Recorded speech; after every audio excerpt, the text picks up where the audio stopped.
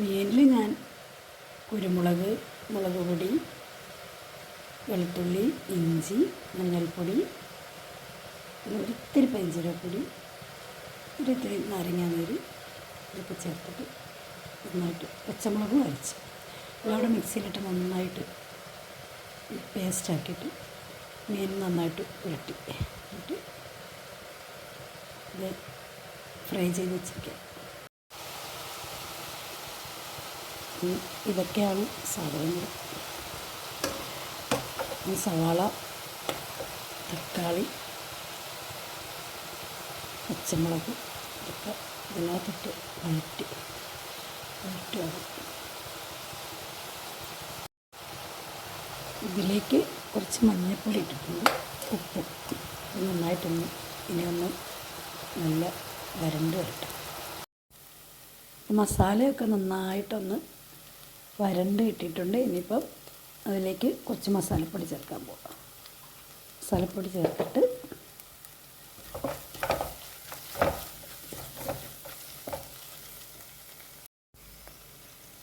അതിലേക്ക് കുറച്ച് തൈര്,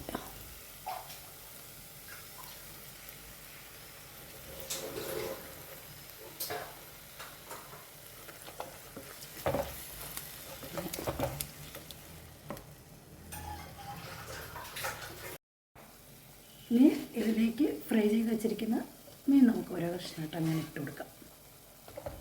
മസാലയ്ക്ക് ഇങ്ങനെ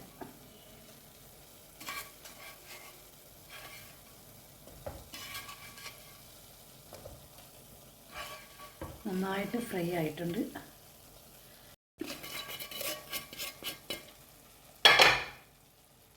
എന്നിട്ട് അതിലേക്ക് കുറച്ച് മല്ലിയില.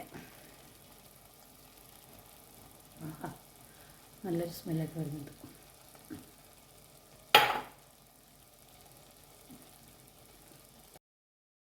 ഇപ്പം നമ്മുടെ ചോറ് റെഡിയാണ്. മസാല കൂടി റെഡിയാക്കിയാൽ മതി. ഇതിലേക്ക് ഇനിയിപ്പോൾ നമ്മൾ മസാല ചേർക്കണമല്ലോ ചോറിലേക്ക്. കുറച്ച് ചോറ് ഞാൻ ഇതിനകത്ത് മാറ്റിയിട്ടുണ്ട്. വേറെ പാത്രമൊന്നും എടുക്കാത്തതുകൊണ്ട് കുക്കറിൽ തന്നെ റെഡിയാക്കാവുന്നത്. കുക്കറിൽ കുറച്ച് ചോറിട്ട് വേറൊരു പാത്രത്തിലേക്ക് കുറച്ച് ചോറിട്ട് ഇപ്പോൾ മസാല ഇട്ടിട്ട് ഒന്ന് ദമ്മ് ചെയ്യുന്നതിന് വേണ്ടിയിട്ട് ഉണ്ടാകും. ഇതിങ്ങനെ കുറച്ച് ഇങ്ങനെ ഇട്ട് കൊടുക്കും.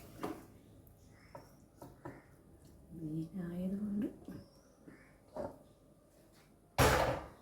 എന്നിട്ട് ഇതിൻ്റെ മേലേക്ക് കുറച്ച് ചോറിട്ട് കൊടുക്കണം.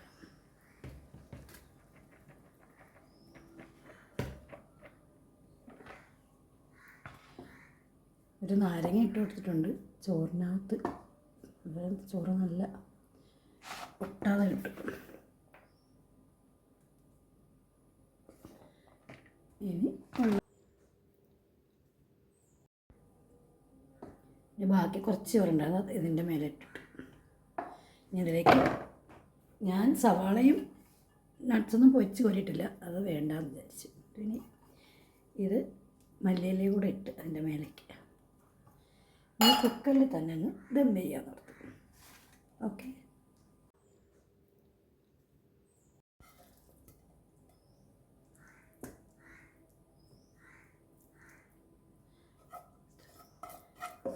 എപ്പോഴും നമ്മൾ വലിയ വലിയ മീൻ വെച്ചിട്ടല്ലേ, വലിയ നെമ്മീൻ, വലിയ ചെമ്മീൻ. അപ്പോൾ പാവം ഈ കുഞ്ഞു ചെമ്മീനൊക്കെ എന്ത് ചെയ്യും?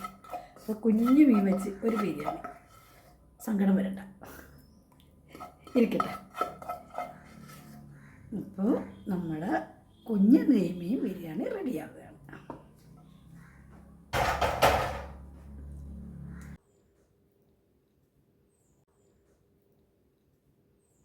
കണ്ടോ, ബിരിയാണി റെഡിയായി. ഇനി ഇതിൻ്റെ റിസൾട്ട് കഴിച്ചവർ പറയട്ടെ എങ്ങനെയുണ്ടെന്ന്. നിങ്ങളും എല്ലാവരും ഒന്ന് ട്രൈ ചെയ്ത് നോക്കുക. എന്നിട്ട് എല്ലാവരുടെയും കമൻറ്റ് അറിയിക്കണം കേട്ടോ. എല്ലാവരും ഒന്ന് സപ്പോർട്ട് ചെയ്യുകയും ചെയ്യണം കേട്ടോ.